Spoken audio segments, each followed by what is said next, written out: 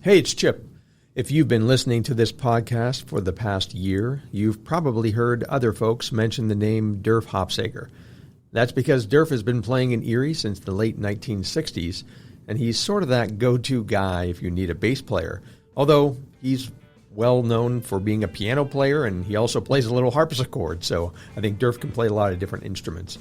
I met him about 10 years ago when he was playing at Bobby's Place with a group of older musicians led by Marty O'Connor.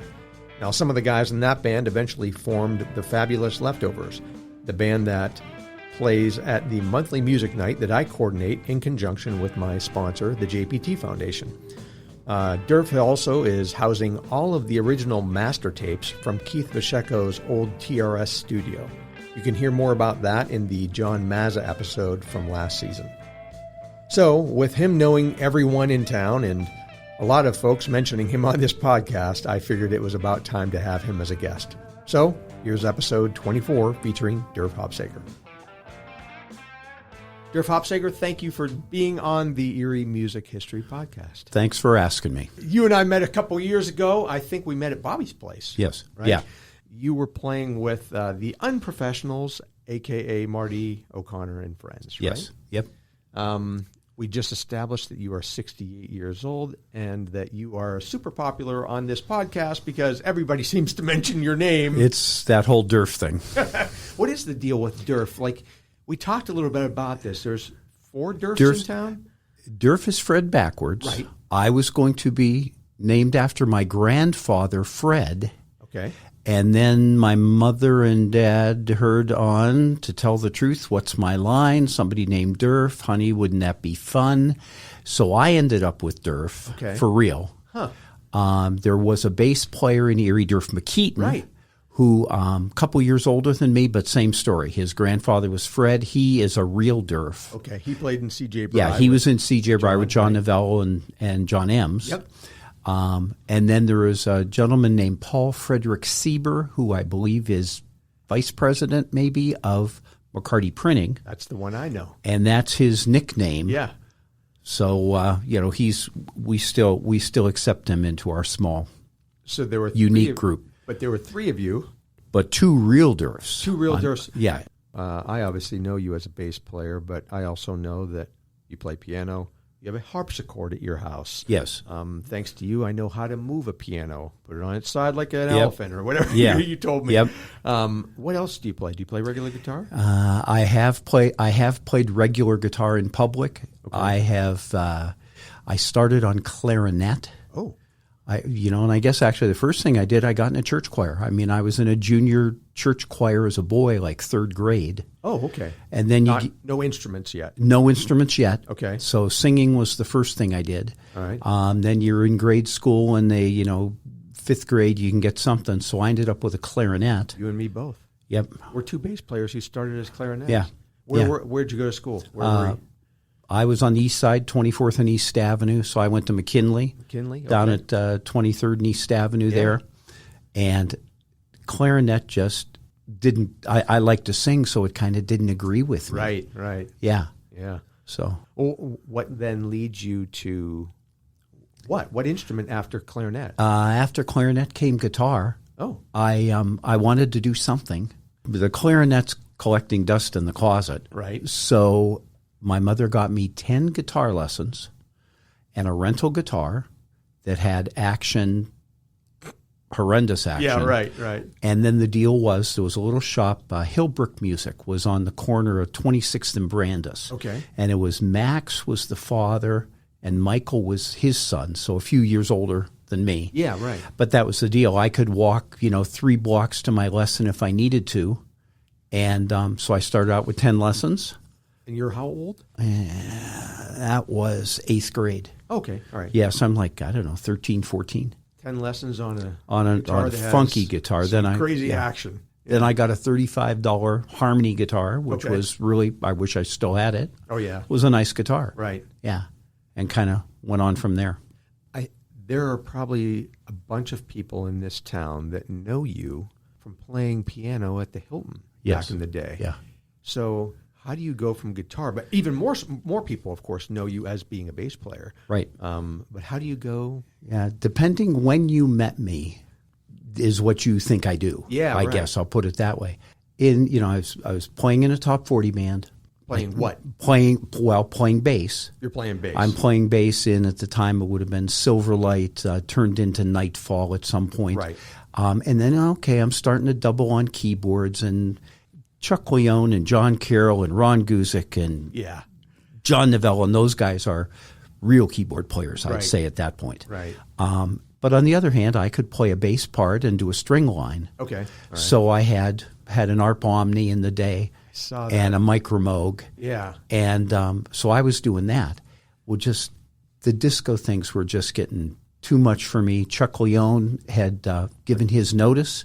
He was moving to Florida to play with Paul Gall and Power Glide and write originals and, really work. And we're talking about Nightfall right now, the band. Yes. And Chuck's name and John's name are going to come up a lot in this conversation today, that you play with them now in the Fabulous Leftovers. Yes. So we've kind of skipped ahead. You're playing in Nightfall. You talked a little bit about Silverlight. Back it up a little bit. So you're taking guitar lessons. When do you get bass? I was invited. A guy that I met in 10th grade said, hey, we need another guy. So Memorial Weekend of 1969, I went to rehearsal for the first time with Ed Pouton and his younger brother Bud, who I was 15. Okay. Ed was 15. Buddy was 13. Wow. And that was the first official band. This is the Image that we're talking about. Yeah, and that would be the Image. But you're playing bass.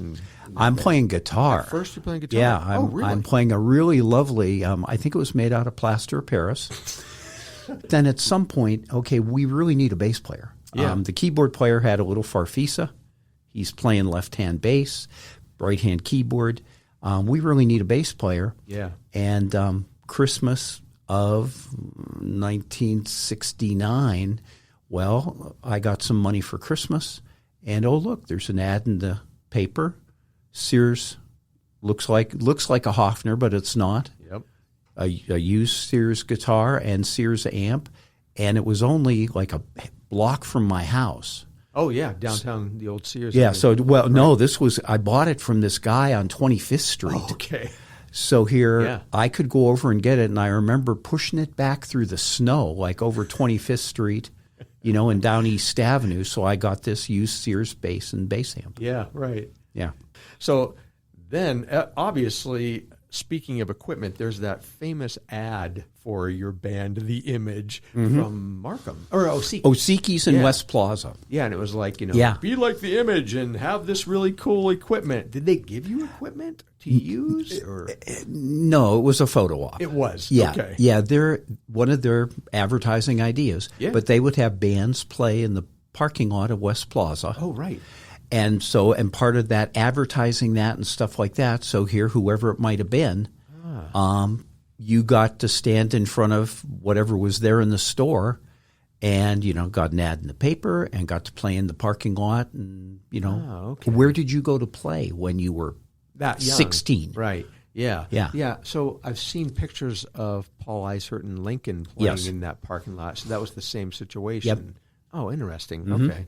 So, back then, I always ask guys that are of your era, where did you play? And it was always Wyco dances, or was that it? Like, what was your first gig that you remember? Our first gig was, and boy, Liz Brown's birthday party.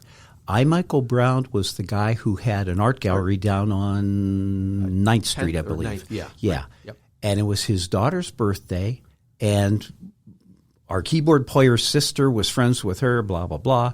But that I think was our first job, like in the fall of 1969. Was that you personally, your first job too? Yes. And so what were you playing? What type of music? I know we played I Got a Line on You, because I can remember Spirit, learning it that, you got to start somewhere. No, I couldn't change chords quickly enough. Oh, yeah. To play that song. Right. I know that was on the set list. "Living in the USA" by Steve Miller. Yeah, sure. Probably some Beatles, because Ed always loved Beatles. Right. Yeah. That's interesting. So the Image lasts through high school. Phil and I graduated in 1971 from Academy. All right. He went to school in Syracuse. Okay. Okay, so what are we going to do now? Right. And that's where Frank Sonnenberg joined the band. Amazing to think, what a smart guy. One of the most intelligent guys I know. Okay. Didn't need to sleep. Seriously, I think he slept about 3 hours a night. Okay. He joined the band in September. Really couldn't play 12-bar blues. He was still working on that. Okay. And probably by December, we're starting to learn Moody Blues and Emerson, Lake and Palmer and stuff like that. Kind of moved into some prog rock later. Yeah. I mean, it was just amazing. He was taking lessons. I mean, I'm sure you've heard the name Basil Ronzetti go by. Yep, absolutely. Multiple times. He had started taking lessons from Basil. And again, if you only need 2 or 3 hours of sleep a night, you just practice. You got some time. Yeah. What about you? Did you take lessons from someone? I started on guitar with Mike Hilbrick. Okay. And learned my chords and learned things like that. Yeah. And then I started with Basil right out of high school. I was 17, so just out of high school is when I started on bass with Basil. Oh, okay. And Basil always made you do written work. I was going to say, how was he as a teacher? If you're going to be a musician, here are things you need to know.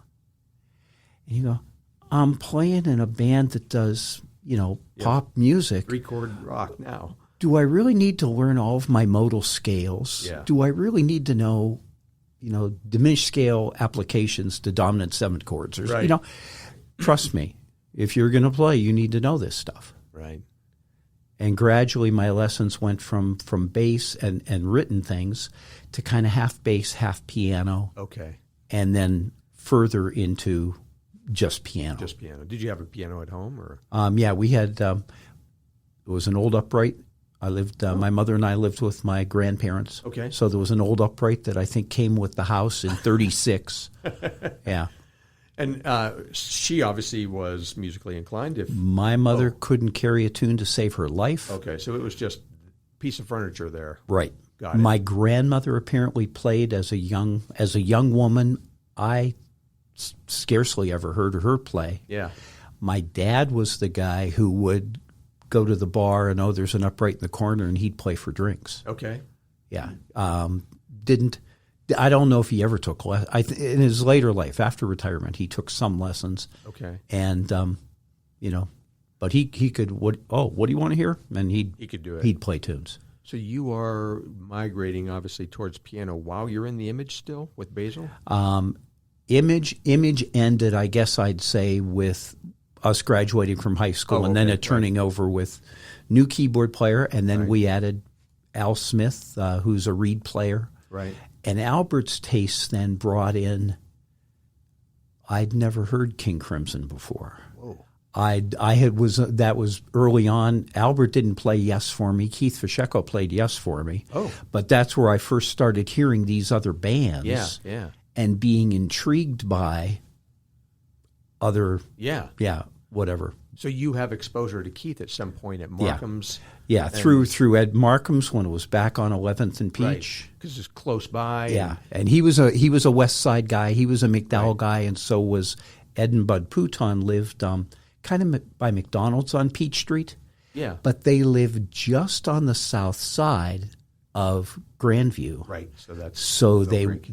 So that was Mill Creek. Right. So that's where I started meeting those guys. And they're all around the same age? Ballpark, yeah. Right. We were that, like John Novella, those guys were all maybe 5 years older than us. Okay, all right, right. Yeah. A lot of people also will know you, for your long-standing job at the Knox Law Firm, obviously, as a controller. You were there for... I was there. I was controller for 27 years, and I was there for 32 plus. Okay. Yeah. Yeah, so I mean, you're a numbers guy. Yeah. Yes. 2 years at Barron, then... Ed and I had talked through it, and Ed and I went to Berkeley together in the fall of 73. John Novello, Derf McKeaton, Jay Lewis, they're essentially C.J. Bry. Right. Yeah, were there. I think Ed was there maybe 4 to 6 weeks. I was there maybe 10 weeks. Okay. It's kind of cool, the fact that, number one, you're at Berkeley. It's hard to get into Berkeley. You're surrounded by great musicians, and you just don't walk into Berkeley. But then some of those great musicians happen to be from Erie, which is great. Right. And because I've talked to a few folks that have gone there, and even Joey Travers ended up going there too. So you stay there for a while, and, we talked about prog rock, and is that kind of your favorite genre of music? In ways, I would say, what mood am I in at the moment? Okay. Like, as folks ask, well, what's your favorite? Yeah. And what do you like playing the best? All that kind of stuff. Yeah. I consider myself a jack of all trades, master of none. Okay. All right. I have very broad tastes. So, boy, I like playing Deep Purple tunes. Okay. I like singing Deep Purple tunes. On the other hand, I'm in the mood for something different. I like Beatle tunes. Oh, wait. Sure. I like Joe Beam tunes. Right. You like Van der Graaf Generator. Yes. That's some deep prog rock, man. I've been listening to a little bit of that ever since I heard that you like it, and I was like, I like this. Yeah. Oh, exactly. And thinking about, who did you know? Al Smith, the sax player that we got. Yeah. As he went away to school then, I graduated 71, then all those other guys graduated 72. Yeah. So Albert went to IUP as a music major. Whenever he would come back to town, he had a huge record collection. And, since I saw you, I have bought these 20 albums, and I think these 4 you're going to like. Right. So that's where I first heard Genesis. That's where I first heard Van der Graaf. That's where I first heard ELP. ELP I'd heard before. Gentle Giant. I'm still Gentle Giant is still one of my favorites, and I could tell you why, but it'd take you a while. But playing Deep Purple, nothing against Deep Purple, but like you said, you've got all these different genres. If you have to play a Christopher Squire bass line, that's going to be way more practice. That's way more basal intensive. Yes. Yeah. Than some of that other stuff, right? Oh, exactly. And you think about, well, how did you grow? Yeah. The first song that I tried to sing and play was Lodi by Creedence. Yeah. So, okay, you've got it's a straight ahead tune, alternate bass notes, and how do you do two things, and you just, your body goes weird and your mind can't do it, and right. But then, okay, you can do that. Well, then what else did you learn, and how did you challenge yourself? And I would say, honestly, for me, bass playing, Paul McCartney. Yeah. And I would argue, who is certainly they were a dance band at first. He's a great bass player. Yeah. So you know how to be the rhythm section. Yeah. But then he was such a melodic player too. Right. I would argue that Chris Squire is Paul McCartney in a prog band. Yeah. Gotcha. Yeah. Yeah. And I learned, obviously those days you've got too much free time on your hands. Yes, I figured out all of Close to the Edge. Oh my gosh. From the LP. Sure. Yeah, there's back no then, music. Right. Yeah. Back then you just had to lift that needle and put it back down. And try to figure out what he's doing. And those two guys, both Rickenbacker players. Yeah. Is that when you got your Rick? That's when I really wanted them. In the day, nobody had them in town. Oh, really?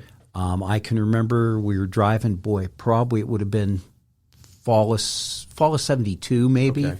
And we're driving over 26th Street. That's when World of Music, Dick Bowling's place, was on the north side of the street closer to Raspberry. Yep.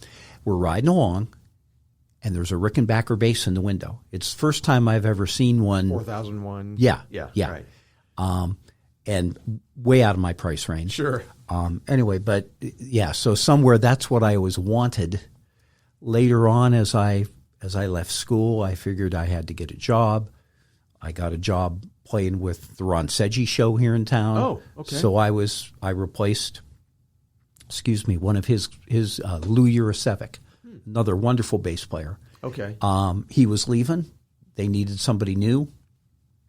And I needed, I figured if I wasn't going to school, I better get a job doing something. So you leave Berkeley, come back to Erie. So I'm in Berkeley. Ron Seggi show. I got back in town late October of '73. Okay. Worked for the post office over Christmas. I was going to ask you, did you have regular part-time jobs at the time, or they hired Christmas help? Sure. Yeah. So I worked a month for the post office and made wonderful money. Yeah, right. It was interesting. The guy who was in charge of that post office was actually a colonel in the Marine Corps Reserve. So he really liked my ponytail. Oh yeah, I was going to say I've seen pictures of you back then. Yeah, he was polite. I mean, it was interesting to see. I mean, you show up, irregardless of what you look like. What kind of person are you? Right. Well, I showed up on time and did what I was supposed to, and it all worked out. And that's right. At the end of the job, he kind of said, I just have to ask you, why do you wear your hair that way? And but he didn't give me a hard time. Sure. He didn't treat me poorly. Yeah. It was a nice job. He had to have been surrounded by it at that point. We're in '73, and that was obviously very common. Yeah, much more common. Yeah. So what do? You go from the post office to Ron Seggi? Well, yeah. So I go to the Ron Seggi band. Art Phillips, who may be another name you hear along the way. Okay. I believe he graduated from Academy in '73. He was a guitar player and he was, that's where I first played a lot of those Joe Beam tunes and a lot of those more jazz-oriented things. Yeah, I was going to say, what was was it called the Ron Seggi show? It was the Ron Seggi show. Okay. And Ron did some, Ron was a local disc jockey. Right, as you was a disc jockey. Yeah. Yeah, I didn't realize. He did an Elvis tribute thing. Oh. And he did some recording. He had I can't remember. I know he had at least 2 or 3 singles in the day. Really? Originals? Yeah. Okay. Yeah. All right. And so I ended up in that band. Well, then in a month, I earned enough money to buy a Rickenbacker. Nice. So that's I played the month and went to Boston and bought my first Rick. What did you have? Did you have a Fender Jazz? I have a Gibson EBO that has now been kind of modded and stuff like that. But I still have the Gibson. Yeah, right. Yeah. So you still have a Jazz. You still have the Rick. The Rick and the Gibson. You have the Gibson. Yeah. That's a good trio to have. Yeah, exactly. Those are nice. Yeah. I've seen all those. I've seen you play most of them. Yes, I try to be fair with all my children and take them out in public on a regular basis. Yep, that's right. Yeah, we've talked about that. And at the Fabulous Leftovers gigs that you've been doing each month, you've been playing the Jazz, which is a 73? 73. Yeah. Okay, so it's... Oh, wait, you graduated in 71, right? I graduated in 71, right but yeah. So that, and that guitar, I never liked Fender basses. They in general, the ones I played didn't fit my hand well. Bigger hands. And here, when I was playing piano at the Hilton, a band floated through, blah, blah, blah. The bass, you talked with folks. Sure. And the bass player, because they traveled, so he would buy things and resell them. Yeah. And he had that black Jazz that I have now. Yeah. He didn't like it, so I think I bought it from him for like $200. Okay. This is for those of you who don't know, this is like, if you ever saw Geddy Lee play, this is the one with the pearl inlays and the neck. I mean, it's very classic. I do have the Bass Player magazine with Geddy Lee on the cover. Yeah. And am I holding his bass, or is he holding my bass, or how does that work? Right. Yeah. Yeah. You just mentioned the Hilton. So if you're in the Ron Seggi show for how long? Oh my. Officially, I would have been, I'll say, I guess, associated with him through May of '76. Oh, wow. So is that your main job? Well, yeah. We played as much as we could.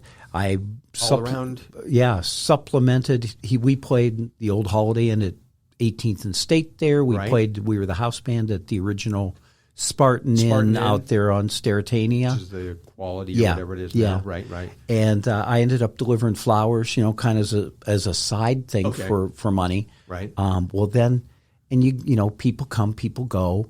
So at one point, as people left, we ended up with the pair, Chuck Leone and Bill Arnold, joining the Sedgy Band. Well, those guys really, really played full-time because they'd been playing with the Cows, which was full-time money. Yeah, so we're talking about Bill, who is a guitar player. We're talking about Chuck, who is a keyboard player. Yes. So, they've been playing around for a while. Right. And that sounds like the genesis of Silverlight. Then. Exactly. Okay. So here we were going to be playing together. Well, what about a drummer? Well, Rick Cass was leaving to go on the road tomorrow morning with Don Denovic, another local guy, guitar player, singer. I believe at some point he and Marie Miller. Yeah. Again, we were all in high school together. Yeah. So they played together. I think at some point. Yeah. Right. So literally, we went down as Bill and Chuck decided that the three of us were going to play together. We went down at like 2:30 in the morning and got Rick out of bed because we knew he was leaving the next morning. Wow. And said, "Okay, would you rather do this?" Yeah. And he made the choice to stay in Erie and stay in this. It was still the Sedgy backup band. But then we came up with our own repertoire that if Ron wasn't working, we would go work on our own. Yeah, because when you said you had been in that band till 76, I knew that Silverlight had already started, so you were kind of doing both. Yeah. And it was kind of Silverlight was the Ron Sedgy backup band. Right. Yeah. So you were the band. Right. Did you overlap any type of music or what was Silverlight doing? What Silverlight did, again, still basically top 40. Yeah. It's interesting to think about the fact that you could play 3 nights a week, 4 nights a week, 5 nights a week, or 6 nights a week all at the same place. You did not schlep your equipment. Oh, right. You could play 2 weeks at the Holiday Inn downtown. So you're there these 2 weeks, and I'm playing the 3-night-a-week place. Yeah. But then we're going to trade, and then I'm going to the 6-night place, so I'm going to make the 6-night money. You're going to make the 3-night money. Yeah. But the 3-night money was still like $150 a week in 1975. Right. And and I know, I think about this. My day jobs in like the late 70s, I was grossing maybe $90 a week. Oh, okay. So you go, wait a minute. I'm grossing at my day job 90, but then I'm grossing playing on the side 150, and it was open bar for the band, so there was another perk. Yeah, I know Dickie Buckle always tells me the story about how when he was in high school and he was playing so much, and his dad's like, you know what, you got this job and you got to start paying rent. And he said he pulled out a wad of cash. He's like, you want me to pay now in advance? Right. And he said, like, we were making serious money. Yes, exactly. Playing that much. So are these all like lounge types of places, like the Holiday Inn, the Spartan Inn? Holiday Inn, Spartan Inn, and we would occasionally, I didn't play on the road much. Okay, just enough to like not really like it. Okay. Or we would play in the day, Lord Bethwick? Lord Bethwick that was there in West Plaza. There were the other kind of 3-night-a-week places that we would end up playing there. And Bethwick's was a real nice job. Right. Let's see what year, 77. The Factory, there was a teen club there by Norb's at 25th and Peach. Oh, it was across the street. Yeah. Right? Yeah, right. And that was a 3-night-a-week gig too. Oh, okay. And really nice people. Jim Bomba and Vinny Rapp. Oh, yeah. I want to say Jim was a Mill Creek police officer, and Vinny was a city police officer. Right. And they wanted to do something for the teens. Give kids a place to go. Yeah. And that was around for a couple years. Sadly, only about 6 months. Oh, that's it? Yeah. Okay. Yeah. Right. One thing led to another, and they were not able to keep that going. Okay. All right.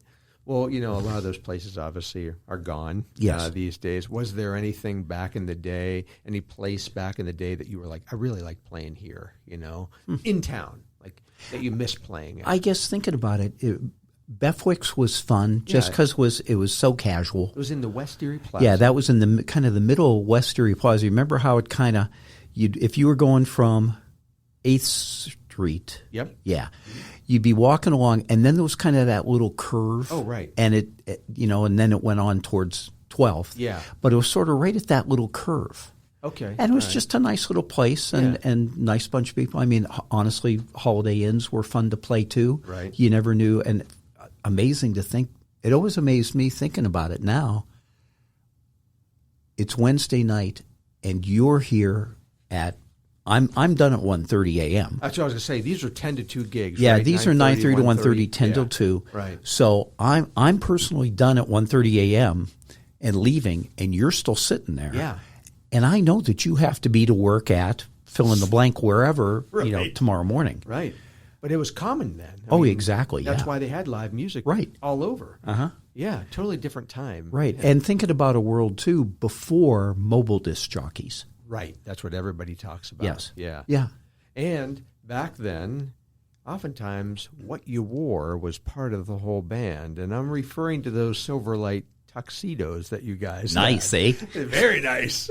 Yes. What, were those white, silver? What was going on? Those were, in the photo there, those were kind of silver gray and then had some different shaded trim, I think, or something like that. Silverlight. Yeah, yeah. And that was part of where the name came from, I guess. And I think the way we got those was Ron Sedgy played they used to do the bridal fairs out in Rainbow Gardens. Gotcha. And he was doing that. Well, then somewhere, okay, wait a minute, one of the bridal, tuxedo rental places, whatever, gave us tuxes to wear, and that's kind of where that came from. But, I mean, I always, when I saw those pictures, I thought, oh, they were a lounge act. These are the things that they wore. But then I saw, you played the very first We Love Erie days. Yes. I saw you on that giant stage, and, you were just in jeans. And Exactly. everything. So you guys didn't always wear We those. did not always wear that, or depending on the place. It might not be.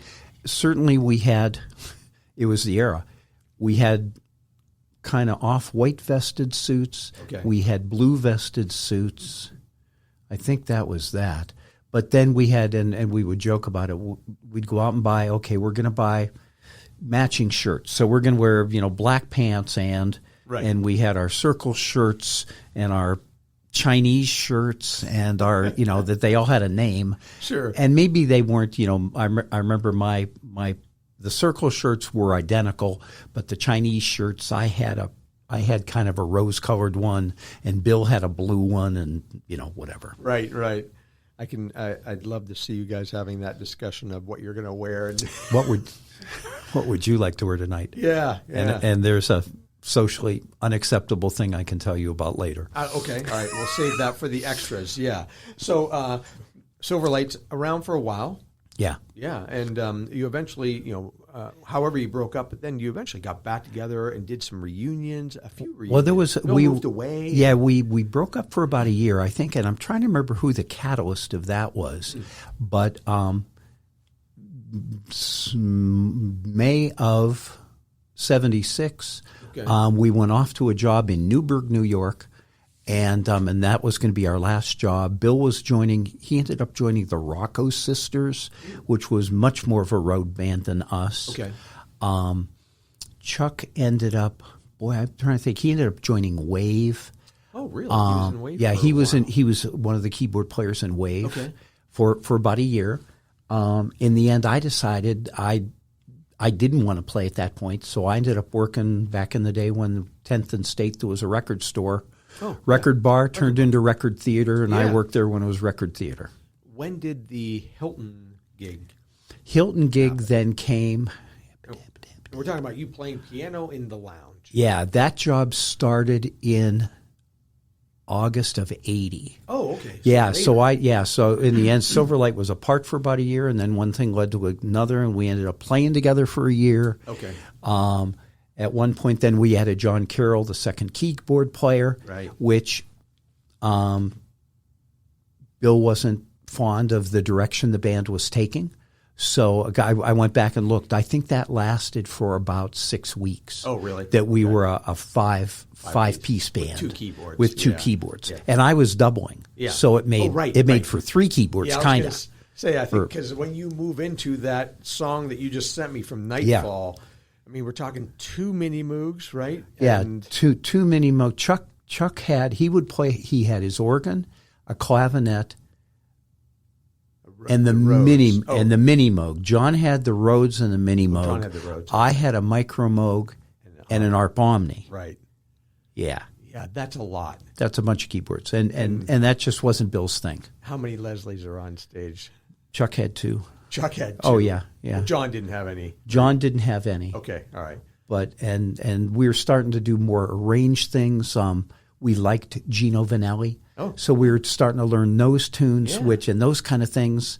Part of my background, I guess I'll say, along the way, I did play guitar. So let's see, it's a Gino Vanelli tune, and here's how the chords are voiced.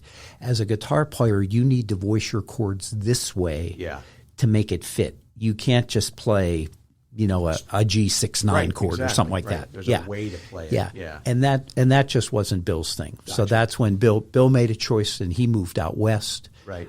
We kept going as the 4-piece band. We added Robin Burek. Yeah. I'm guessing you've heard that name along the way. Yeah, I'm hoping to have Robin on. I've talked to her a little bit about being on so far, so hopefully that'll be a future one. But that's your first time playing with a female singer, right? Right. Yeah. Well, Sedgy had backup singers who would sometimes do things on their own. Okay.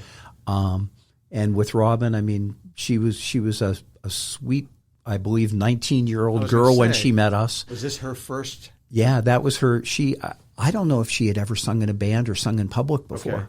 Strong voice. Yeah. What a nice person. Yeah. Her husband Tom at the time. What a nice person. Yeah. And you go, wait a minute, that's right. Your wife is going on the road with the 4 of us. And everyone behaved, and what was on the road like? Where was that? Was this the traveling period that you told me about? No, that was more with Sedgy. With Sedgy. Okay. But with Robin, I remember we played. Well, the last job we played in we met our Waterloo in Waterloo, New York. How far away is that? Yeah, I think it's about 3 hours, maybe. All right. Yeah. And we didn't do that kind of thing a lot, but we did do some of that.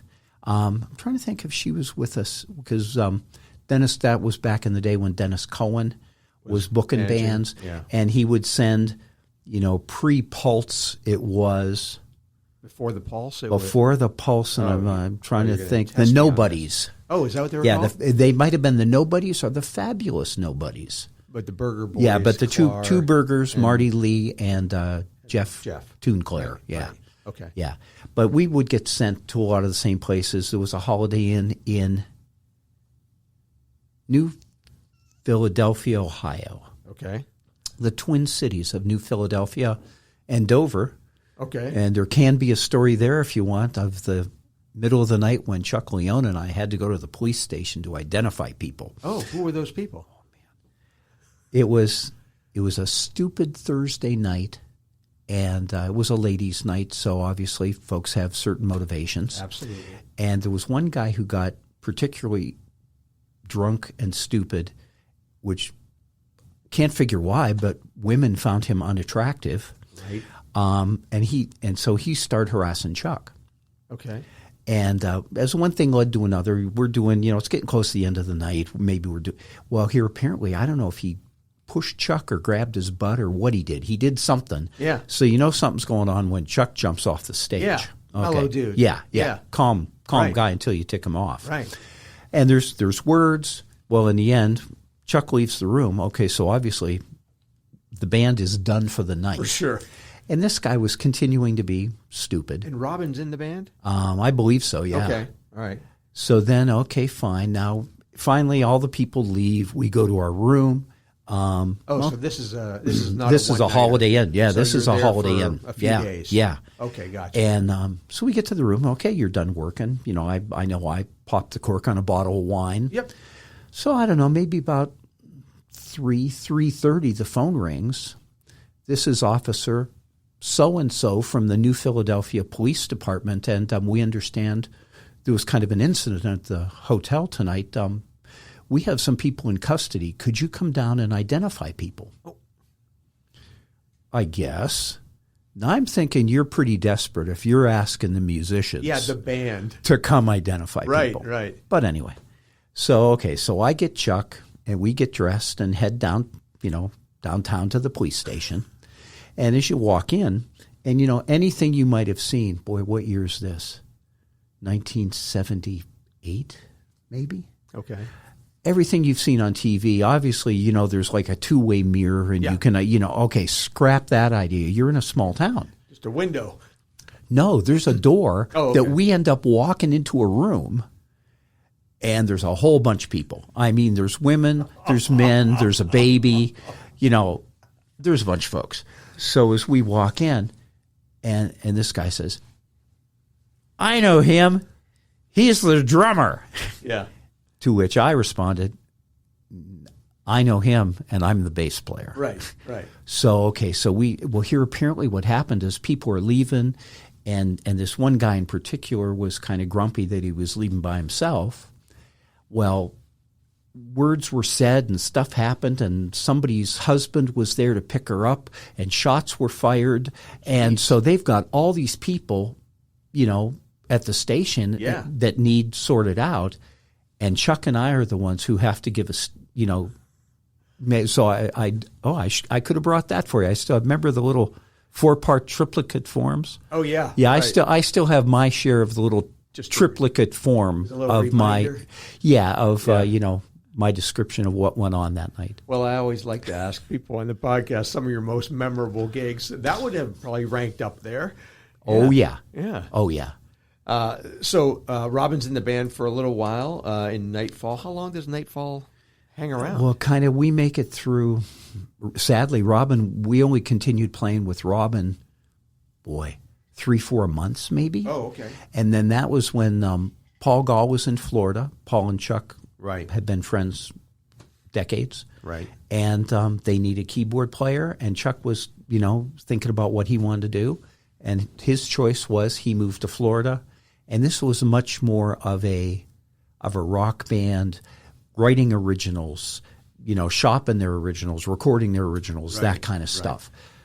So Chuck moved to Florida, and we had the opportunity to add, if the name Bruce Bennett's ever come up with you. I mean, Bruce. Great guy. Great guy. And we should point out that Paul Gall is still the bass player for Donnie Iris. And he's been in lots of bands over the years. Oh, exactly. With Chuck, and whoever else. Talented people from Erie. Right. Yeah. Both McDowell guys, I think. Yeah, exactly. Right. Exactly. Okay. So Bruce Bennett. So Bruce Bennett and Robin knew Bruce. Okay.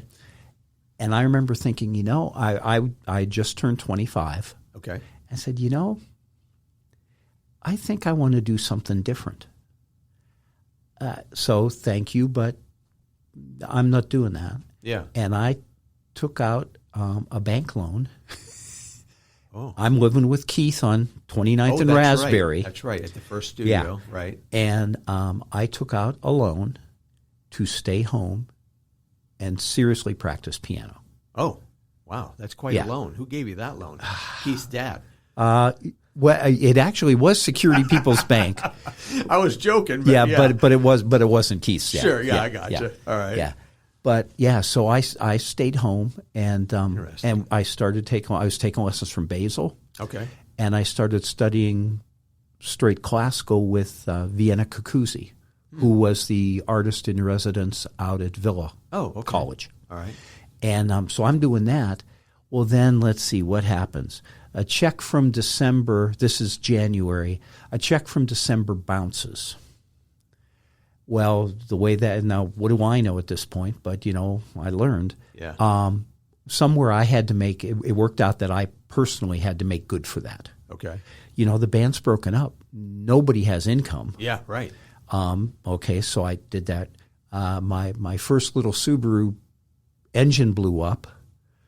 So there were some things happened. Sure, this is what happens in your 20s. Yeah. Yeah. So I ended up there was a band called Starfire with, we worked back in the day, let's see, it was Opie's. Now I think it's Creek's Tavern down on Route 5. Okay, in Harbor Creek. Yeah. Yeah. And we were the house band there. I mean, we played 3 nights a week. Starfire. Yeah.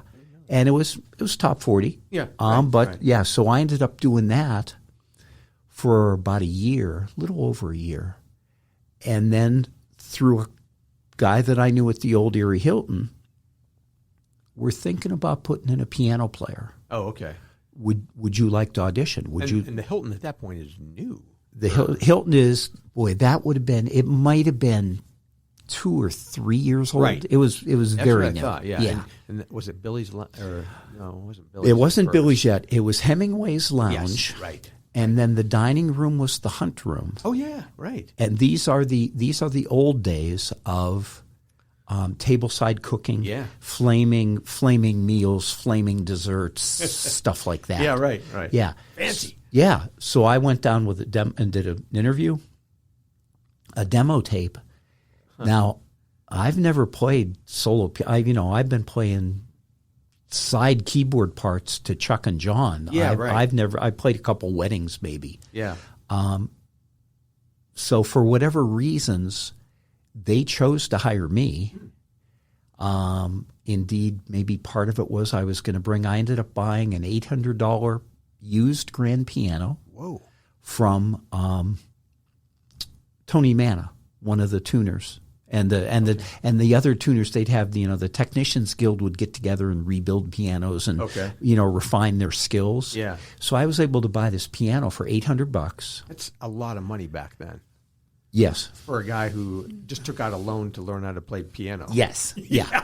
And okay, it's that kind of classy gig. Well, I owned. You can probably picture it in your head, but there's that last Beatles album. And Harrison's wearing kind of it almost looks like a little tux coat that has a little piece of velvet in the collar. Oh, yeah, right. Okay. Right. Well, I had bought a tux coat that looked like that. Okay. So I guess this means I have to go buy tux pants. Right. And a tie and a foofy shirt and a tie. Right. Yeah, so I ended up buying a couple other. You can't obviously wear one tuxedo 5 nights a week. And is that what it was? 5 nights a week? Yeah, I played there. In the end, I played 4 lunches. I played 2 hours at lunchtime, noon to 2, 4 hours at night, 6 to 10. So I did the 4 lunches Tuesday through Friday. I did dinners Tuesday through Saturday, and then I played Sunday brunch.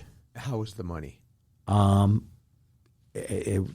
could make my mortgage payment. You could. Yeah. In the end, by that point, let's see, I wasn't married yet. So you're out of Keith's house at this point? Yes, I have moved out of Keith's house. Right. And, yeah. That's an interesting gig. I mean, good tips?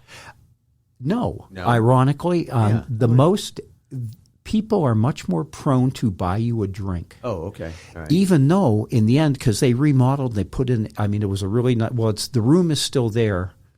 I think the bar might still be there because they put in this second top shelf bar. Okay. And you go, okay, if you buy me a drink, it's going to cost you because you're paying for good stuff. Yeah, right. Yeah. Oh, so you weren't getting drinks for free. It was no. Yeah. But I think the most I ever made in a year in tips was like $750. Oh, okay. And that kind of gig too, you take requests. Oh, that's what I wondered. It's the nature of the gig. It's all instrumental. You're not singing. No, I'm singing too. Oh, you are? Okay. Yeah. So I call it, I have singing repertoire, songs that I only do singing. Yeah. I have playing repertoire, songs that I play instrumentally. Right. And then there's kind of a common ground of things that I can do either way. Okay, gotcha. So you start there, and you just you come in and ask me for whatever. I'm sorry I don't know that. I'll know that the next time you come in. And I'd make a little note. Yeah. And I'd learn things. Yeah. So, in the end on that gig, I probably had 500 tunes in my head. Sure. I had 3 hours of straight classical. The general manager, I'd been there 2 months. And he comes in and says, we're going to do this international buffet thing in a couple weeks. Can you sing in French, German, and Italian? Sure I can. You want to impress your new boss, right? Sure. Well, Got to go learn that. Yeah. I took French in junior high. I took German in college, and we live in a town where Italian folks. Italian folks. And they hooked me up with some sing-along in Italian or whatever. I had friends. My German teacher from Barron was still here. Oh, my She hooked me up with repertoire. So I came up with appropriate repertoire, and then, am I saying these words right? Yeah, and did that just one time, or? Well, they did buffets like that. One time, I'm pretty proud of the fact there was a Sons of Italy convention. And yes, I did Come Bella Stagione, and I got a tip. I didn't get a shot glass thrown at me. I was going to say nobody said anything, so that's good. Yeah. Yeah, that would be the definite litmus test for whether or not you're Italian or not. Well, you're at the Hilton. You have moved out. Nightfall's done. What was the one you did for a year? Starfire. Starfire. Love that name. What's next? Does Abbey Road come on? That's not till that's 90s. Yeah. Playing, and now I was never officially in Abbey Road. Okay, all right. But the Hilton gig right before they lost their franchise, I got my notice just before the general manager got his notice. Okay. Just before it was no longer a Hilton. Right. And that transition, I worked for the city for a while. And then that's where I started at the law firm as a delivery guy. Oh, that's what I was going to say. What do you start at the law firm as? Because you're not going in as a controller. I started with 2 there. years of college. Yeah. Right. $4.50 an hour. All right. In 1980 something. Early 80s. Yeah, a little later, maybe 88. Okay. All right. Yeah, 87. It was October of 87. Yeah, so I started there, and thankfully, hey, by this point I'm married. Okay. I have 2 children. Right. Officially, I have 2 stepchildren. Unofficially, they're my kids. Yeah, right. Yeah, right. they were stuck with me. You have a family through to childhood. care for now. Yes. Right. You've got a real job. Yeah. Not that the other one wasn't, but this is a different job. Yes. You're not doing multiple things. You're doing deliveries for the law firm. Yeah, for the law firm. I did the just the three times a day street runs. Okay. And filled the pop cooler and did general in-house mail delivery. Then I got the better job of doing courthouse filings. Okay. And stuff like that.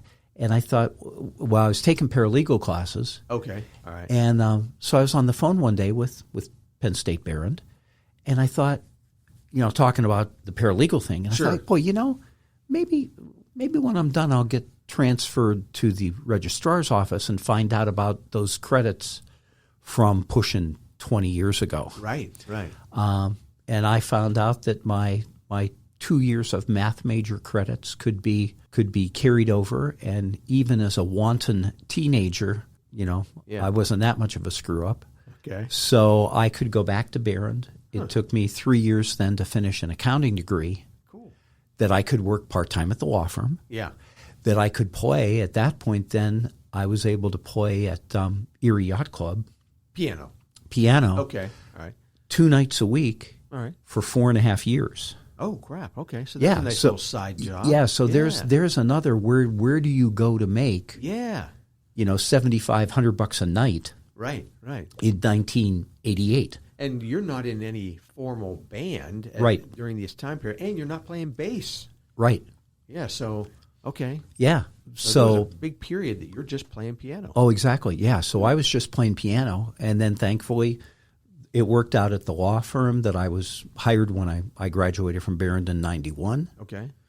I was hired back to the law firm as a full-time paralegal. One thing, the yacht club gig ended. Okay. I ended up, the former controller of Knox Law Firm gave her notice, and I had already filled in for her on her maternity leave. So I was tapped to fill in for her again. If I would have been a resume in a pile, you would have never I would have been in the trash can. Right. On the other hand, they already knew the guy that I was, the work that I did. Yeah, there's a lot to be said about that. Show up and paid your dues. You work your way up. Yeah, absolutely. Yeah, as they tell you stuff like that. Basically just treat people good. That's absolutely. As I got to the law firm, different guys. Like one guy, I had met My mother worked for the bankruptcy court. I'd met him through my mother. But then one night he was out drinking at, boy, I'm blanking on the name of it, the winery out on West 26th Street. It was called the winery. Yes. Yeah. Gotcha. Well, right. he thought it was still the restaurant previous to that. And I happened to be there seeing some friends. So, so we ended up hanging out a little bit. Well, then it turns out now he's at the Knox Law Firm. Or, one of the guys came in with his wife for dinner and, hi, how are you? Can I play a request? Oh, wait a minute. Don't I remember you? Didn't you play piano across the street? Oh, yeah. So, I mean, you kind of basically treat people nice because you never know when they're going to cross your path again. That's a great philosophy, and especially as a musician, in this town, because we all know that this is a small, big, small town type of thing, and we all end up knowing each other and everything. What ends up happening then? I mean, you still play with Rick Cass, Chuck Leone, John Carroll. I mean, you've played with some of these guys for many, many years. Yes. Who else did you end up playing with that aren't, I mean? Well, I guess for me, one of the things I'm thankful along the way, I liked learning different styles. Okay. So at one point, you may or may not know the name Chuck Ventrello. Sure. Okay. Yeah, right. Well, through as Jazz Erie got rolling, I knew a Chuck Ventrello. I knew of him, but as Jazz Erie got going, now I'm kind of around Chuck Ventrello. He used to lead jam sessions. Yeah. So I've gotten to work with him. But when I think of Chuck Ventrello and I think of Jazz Erie, I think of Tony Stefanelli. So you're coming in as keyboard or piano player? With Chuck Ventrello, I've played jobs with him as a keyboard player, jobs with him as a bass player. Okay, all right. The guys who were bass players, Tony Stefanelli, I can remember doing a gig. I think it was the Northeast Wine Fest. And those kind of gigs, you're not. You might not be a band. You get hired for something. What are you hiring me for? Yeah. And I'll hire this drummer and that bass player, and because that will fit the gig. Yeah. Gotcha. So that's what you were doing. Yeah. So I'm thankful too with Doug Dressler. My background is not reading music. I read music, but I was not your high school choir accompanist. Yeah. On the other hand, I made it a point to whenever I could to do stuff like that. So like Doug Dressler or Dave Stevens with their big bands. Yeah. John Hegel was the regular bass player for both of those. Okay. Well, when John Hegel couldn't make it, or a gig or a rehearsal, I would go do that. So my reading as a bass player, you can call me and I can show up with no rehearsals and do a 4-hour job. Yeah, you're like the hired gun. I mean, I've heard about that over the years. And you even told me the story the other day about how you were playing one gig one night, a piano gig or something, and then had to go out to the town terrace and play a rock gig. A rock gig. With a band you had never played with. Right. Dick Buckle, Joe Salarino. Oh, yeah, right. But so, I mean, I knew those guys. I maybe had sat in with them at various points. Yeah. But, here's their bass player quit with short notice. Right. And they needed somebody, and they called me, and it worked out. You've had a bunch of those experiences over the years. Yes. Where you've come in and sat in. Yeah. And so now you've entered the jazz world. That's a whole different type of playing, obviously. Did you like that? Yes. Yeah? Yes, I do. And again, if you ask me, what's your passion? I know, yeah. My passion is music. Yeah. And boy, hey, I got to play with Chuck Ventrello. I get to play with Dave Blake. I get to play bass with Chuck Ventrello, but I get to play piano with Dave Blake. Yeah. That kind of thing. Steve Trahosky, you think of the folks in town. Players. Yeah. Love them all. Yeah. Exactly. Yeah. That's very cool. So over the years then, like I mentioned Abbey Road, I knew that you had, took a picture with him at least. Yes, for a little while. I mean, Bob Seaman wasn't in the band or he was in the band, and for some reason he was not able to be there for the photo that night. And hey, Derf, can you come do this? And that's early Abbey Road. That's like 95. Yeah, I think that might even be like truly the original Abbey Road. Yeah, the original, I think I have it, was Rick Cass, Mike Miller, Al Knight, Bob Walco. And Bob Walco, right. The four of them. Yeah. Yeah, and yeah. In case anybody listening doesn't know, Abbey Road's a Beatles tribute band. They're Right. still around today. Still around. Yeah. Great guys. Bob Seaman, one of the best bass players around. Bob Walcall. Today they also have John Puzar, Tom Liskowski, and John Richardson. Go see them if you can. They're fantastic. Yeah. But you're a Beatles fan. You liked playing that type of stuff. I enjoy playing those kinds of things, and like as you mentioned, Bob Seaman. Here, since we were both bass players at that point, we never worked together. Mm-hmm. But then he would be leaving a band, and I'd replace him, or vice versa. Like that May of '76 thing, as I chose not to continue with the Sedgy band. Right. The band that got together had Bob Seaman on bass. Oh, okay. That kind of thing. And he's of that generation, the Calabrese Club, Yes. the Ruby Ports, Yeah. a little bit older He's than a you, just little bit few older than me. Yeah, right. Yeah. Okay. All right. So it was one of those, I know these guys already just from playing around and everything. Right. What happens then? I obviously meet you at 2014, 15 when you're playing with Marty and those guys. But what happens during that 90s to 2000, 10-year period? Are you just the hired gun filling in? In ways, the hired gun. Back in the day, Chris and Julie Moore with Tennessee Back Porch. Yeah. That's how I actually started playing with Tim McLaughlin. And played in Tennessee Back Porch? I was their fill-in guy. Oh, they okay. were when Bob Martin left the band. They were between bass players. Yep, right. And you think Right. some of the ironies here. Yeah. I believe the only job that David Blates played with Tennessee Back Porch Oh, I didn't know that. was a wedding reception Wow. that my wife and I were invited to. Okay. So somewhere along the way, hey, Derf's here, why don't we have him sit in? Well, they think I'm going to sit in as a piano player. Oh, yeah, right. No, I went up and sat in on bass. So they're kind of looking around like, what's going on here? Yeah. But then depending, that's just how it worked out that day. So then as, again, they're between bass players. So they kind of rotated through a few different people. Yeah. And then at that point, if I remember correctly, Tim McLaughlin and his wife Kelly Had joined the band. were together. Right. So you had the two couples Yep. with Scott Twiss on drums. Oh, yeah. Then Tim was in the bad car accident. Right. So Tim and Kelly, at one point, he played for a while, and then it just he couldn't. Yeah, right. Too many jobs. So as they then were between bass players again, let me think this through. Paul Gall ended up joining. Oh, wow. And, come on, Tom O'Cam. That's when Tom joined the Yeah. band. Yeah. And then with Great guitar Paul, player. so Paul is doing, at some point, Tennessee Back Porch And Mr. Gone. and ATV, or not ATV, Mr. Gone? Mr. Gone. Yeah, right.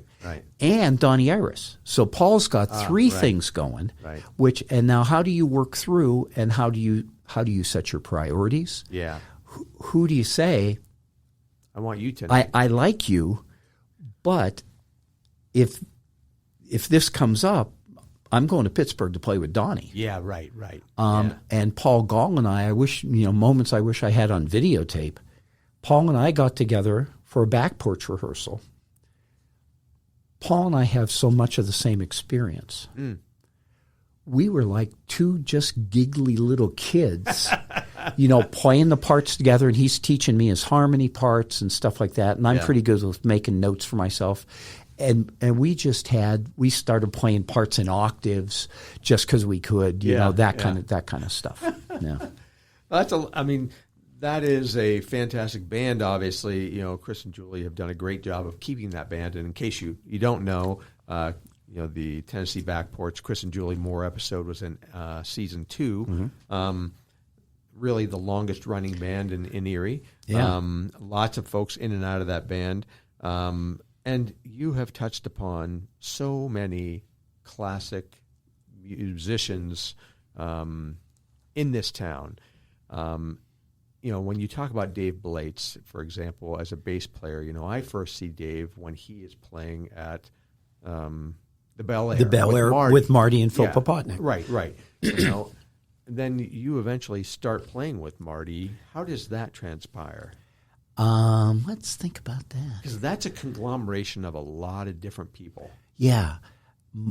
Somewhere Marty had started doing the food bank fundraiser at Bobby's place. Okay, so that was the intent right off the get-go. I believe so. Okay. And I think they had already maybe even been doing it a year or two when I heard about it. Oh, okay. All right. And Rick was playing drums. Okay. John Dauber, another local bass player, was playing bass. Oh, okay. And Don Dombrowski. Dom's playing slide. And Bill Arnold. Oh, Bill Arnold was still in town at that point. Okay. And as one thing led to another, and I would really have to think to try to get everybody on the timeline appropriately. Right. But at some point, John Dauber wasn't able to do it anymore. I know I filled in a couple times for him. Then it turned out he wasn't able to do it anymore. So I started doing it full time. Well, then when Bill left, because Bill and I have been, I call Bill my musical mentor. I mean, if I'm 68, hope I'm not giving away a bad thing, but Bill is 76. Okay. He's 8 years older than I am. Gotcha. But it was with Bill that you took lessons, you know how to kind of play and sing, but how do you run a gig? Yeah. How do you talk to a club owner? How do you read the room and pick the next song? How do you talk to the owner? You know, all that stuff. I learned that stuff from Bill. That's important. Yeah. Yeah. Exactly. Yeah. So as he left, that's when Tim McLaughlin. Okay. Sometimes Tim McLaughlin would come, sometimes Mike Dombrowski. Mike was still in town. Okay.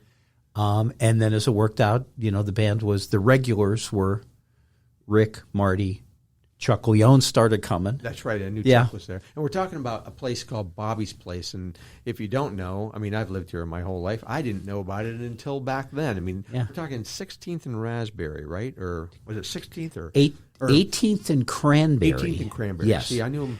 And I guess Berry Street's wrong. Yeah, there's times, especially as I'd ride out there, and you think about the day in industry, back in industrial the day, Erie. Exactly. It's surrounded by Furches and exactly. Big, I'm trying to think who was buildings that were I'm trying to think there. who was across the street, and I don't remember. But you could almost. I mean, I just think about stuff. Mm-hmm. But you walk out and you go, boy, I'll betcha the 3 o'clock whistle would blow. And the boys would walk across the street to Bobby's and have a beer or two. Because there wasn't anything else, and there still isn't anything else there. Yeah. It was really an oasis sitting there. And they had the big bocce courts out back and everything. And, you know, I would imagine back in the day, that was exactly what you said. It was a industrial working man's bar. Mm-hmm.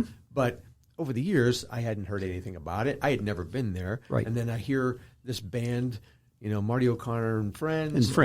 But then you went by the Unprofessionals. Yeah, somewhere Marty came up with that that name. The thing that we should point out about Bobby's is it is this place that's in this industrial corridor and everything, and it's small where you're playing. Right. Inside is a small place, and it amazes me, I guess I'll say, in ways to think how crowded it would get. And you think the whole theory of it, I guess I'll say, personally, I found it so therapeutic. Yeah. Okay. No egos.